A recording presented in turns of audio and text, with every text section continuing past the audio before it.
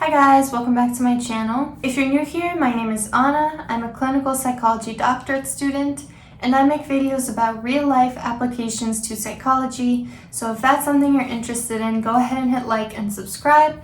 And if you're already subscribed, please hit the bell notification button so you could get notifications for every new video. So I recently rewatched the Harry Potter movies and I read the books and saw most of the movies when I was little, but my memory's not the best, so I didn't remember the vast majority of it. So most of what I'm talking about in this video is based on the movies that I just resaw. And while I was watching Harry Potter, I had a bit of an epiphany about certain personality disorders. So if you've seen my other videos on personality disorders, you know that 1, I am obsessed with learning about them, and 2, there's a proposed theory in psychology that views narcissism and psychopathy on a spectrum. So we have healthy individual, covert narcissist, malignant narcissist, and psychopath. And I've heard from other psychologists that this isn't really a good way of viewing it because there are certain psychopaths who don't also meet the criteria for narcissism.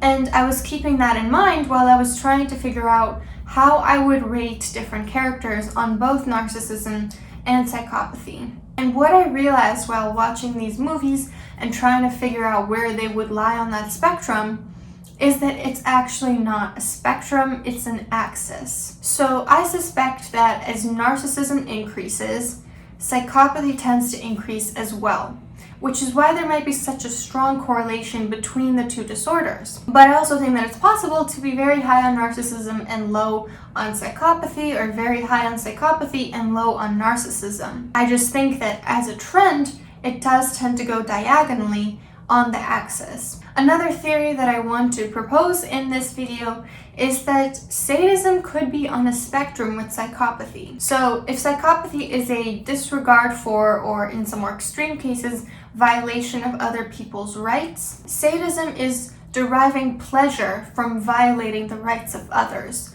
So it kind of does sound like they run on a spectrum. Now, as we look at this axis that I've proposed, I want to remind you that being on the lower end of the spectrum means these characters probably don't have the actual personality disorder, but rather some traits of it. So it probably won't reach the level of a diagnosis except somewhere past the middle of the axis. And if a character is not on this plot, that means I didn't really notice any traits of psychopathy or narcissism, so I didn't find them relevant. So a little terminology to clarify first. Sociopathy is essentially the same as psychopathy, is the same as antisocial personality disorder. Sociopathy is really a term that's kind of overused online, and it's a pretty good indication that it's not an expert using the concept.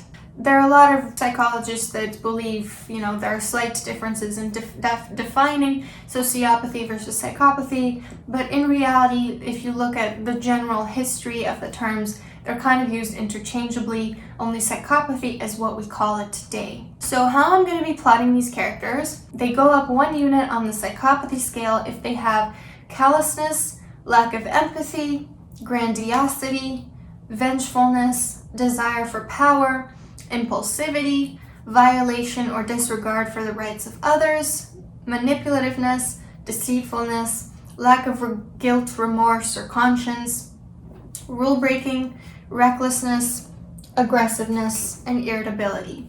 And they go up 1 unit on the narcissism axis if they have impaired empathy, grandiosity, need for admiration, vengefulness, manipulativeness, arrogance, entitlement, associating with only high status individuals, narcissistic rage, narcissistic abuse, so things like gaslighting, stonewalling, guilting, demeaning, deflection, projection, love bombing, future faking, or savior complex, so what we would call a communal narcissist.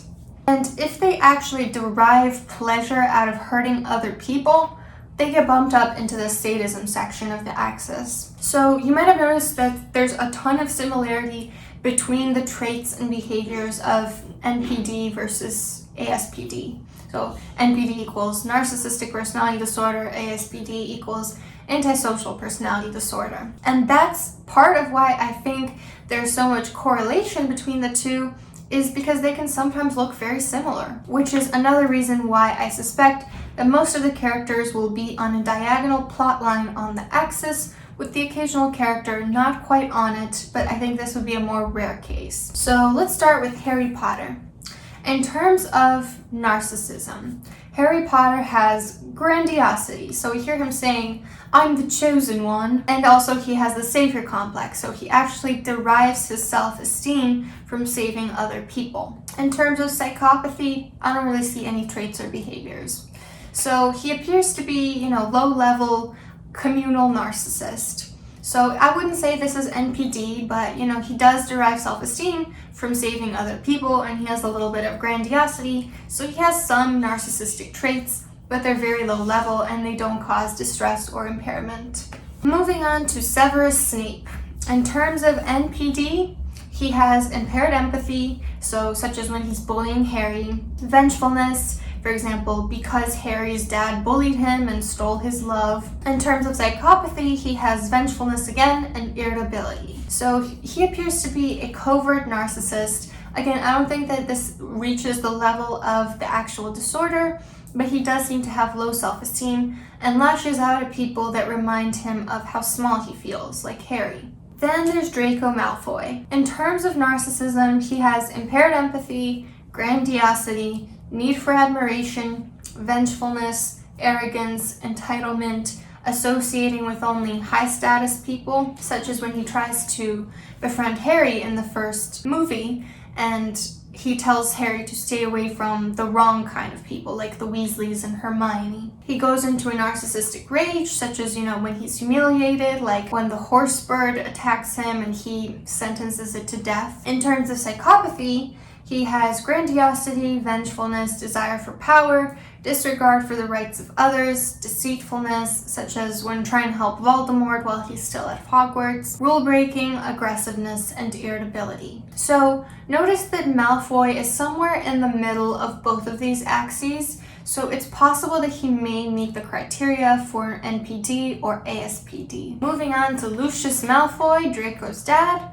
In terms of NPD, he has impaired empathy, grandiosity, need for admiration, vengefulness, manipulativeness, arrogance, entitlement, associating with only high-status individuals again, narcissistic rage, such as when Harry gives Dobby clothes and he almost kills Harry right then and there. In terms of psychopathy, he has callousness, lack of empathy, so it goes beyond just impaired empathy, grandiosity, vengefulness, desire for power, impulsivity, such as when he's almost, killing Harry right there in the school, violation or disregard for the rights of others, lack of guilt or remorse, rule breaking, aggressiveness, and irritability. So Lucius seems to be more of a problem than Draco, and I suspect that Draco is temperamentally more of a well person than his dad, because he didn't end up as bad as his dad, even though he had the environmental risk factor of having a father like that. Then there's Professor Lockhart. In terms of NPD, he has grandiosity, need for admiration, manipulativeness, arrogance, entitlement, associating with high-status people, such as when he wanted a photo with Harry at the press. He has a savior complex, such as when he offers to kill the basilisk despite not being able to. In terms of psychopathy, the only ones that he really has come from his narcissism, so grandiosity and manipulativeness. So technically he might be a little bit higher on the psychopathy axis, but I would argue that he's about as pure narcissist as you can get. Then there's Dolores Umbridge. In terms of narcissism, she has impaired empathy, grandiosity, vengefulness, such as when Professor McGonagall calls her out and Umbridge gets really mad over this, manipulativeness, entitlement, such as to running Hogwarts, associating with only high-status individuals, such as using her association with the Minister of Magic to her advantage, narcissistic rage, again, when she's questioned by anyone, she goes into a rage. In terms of psychopathy, his callousness, lack of empathy, grandiosity, vengefulness, desire for power, violation of the rights of others, manipulativeness, lack of guilt or remorse, aggressiveness, and irritability. But in addition to this, she's also sadistic. So, for example, she makes Harry carve "I will not tell lies" into his own skin. So I'm bumping her up into the sadism section. Then there's Bellatrix. In terms of NPD, she has impaired empathy.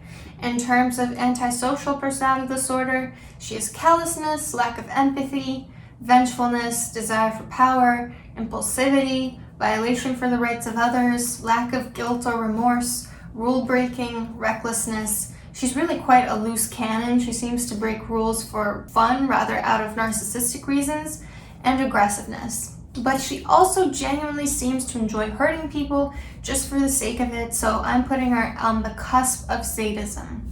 And finally, Voldemort.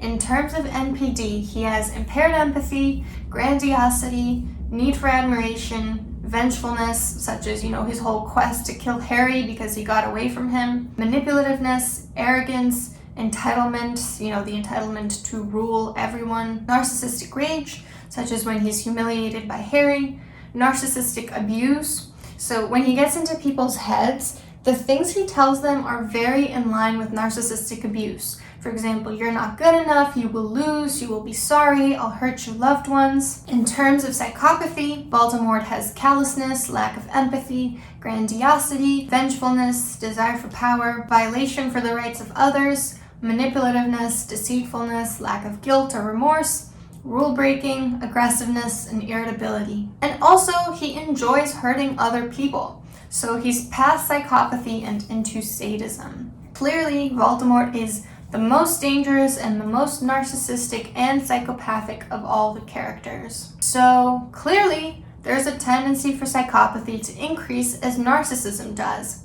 But this is not the case for everyone. So for example, Bellatrix is mostly psychopath and Lockhart is mostly narcissist. So who are the most dangerous characters in the show? Voldemort, Umbridge, Bellatrix, and Lucius Malfoy. So I hope you enjoyed this, if only to get a better sense of the traits of narcissism and psychopathy. Let me know if there are any characters that I forgot to even mention that you think deserve to be on this plot. And don't forget to hit like and subscribe, and I'll see you soon.